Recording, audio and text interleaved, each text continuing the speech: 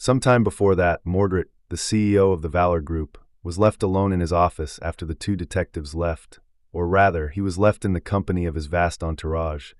A person of his status was never really alone, which suited him fine. Mordred remained seated in his chair for a while, moving his finger across the handrest absent-mindedly. His executive assistant bowed deeply. "I am extremely sorry, sir. This will never happen again." The head of his security bowed too. "I will contact the responsible parties immediately. These nobodies will be thrown out of the police department by tomorrow. Since it was my negligence that allowed them to disturb you, I will accept any punishment with gratitude." Mordred remained silent for a while, his gaze distant, then looked at them with surprise. "What? No, don't do anything. Why would we want to be rid of these valiant detectives? I actually find them quite admirable." The man, Sunless, was known as the Devil Detective. He was an ace of Mirage PD and somewhat of an unsung hero, a rare officer who was both competent and incorruptible, even if that seemed to have taken a toll on him. Mordred was more than aware of his stellar track record, as well as of his peculiar personality. The woman, meanwhile, reminiscing about his youth, Mordred smiled fondly. Who knew that he would meet the star athlete, Athena, one day? And she was a detective now. As a young man, he had been a huge fan of hers. He might have even developed a small crush, which earned him a disproportionate amount of teasing from Morgan. At the thought of his sister, his smile dimmed a little. "Mordlet sight. I had a bit of a lonely childhood. But there was this stack of old detective stories in my grandfather's attic. I was probably too young to be reading them, but who was going to stop me? Those books kept me company, and what an exciting company it was. I have had a soft spot for detectives ever since." Shaking his head, he looked at his assistant. "Anyway, leave them alone. What is on my schedule?" "I imagine that the board meeting had to be moved because of this unexpected delay."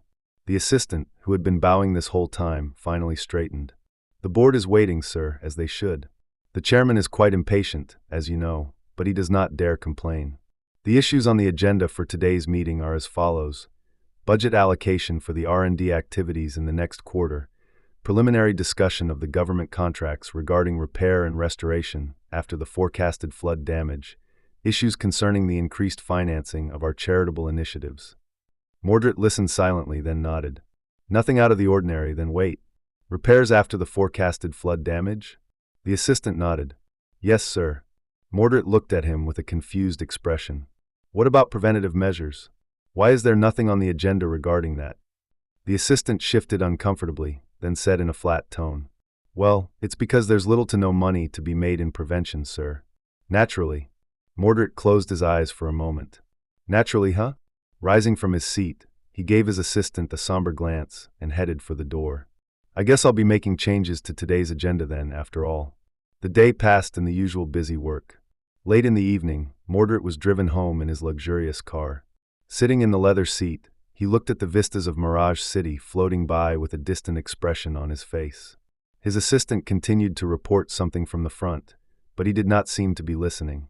One would think that a man of nearly endless wealth and status would be out enjoying the infinite pleasures life had to offer in his free time, but actually, Mordred led an almost monastic life. His days were usually spent between the offices of the Valor Group and his manor, and what little free time he had was spent with family. He had been different in his youth, but for many years now, Mordred focused solely on these two things, family and work.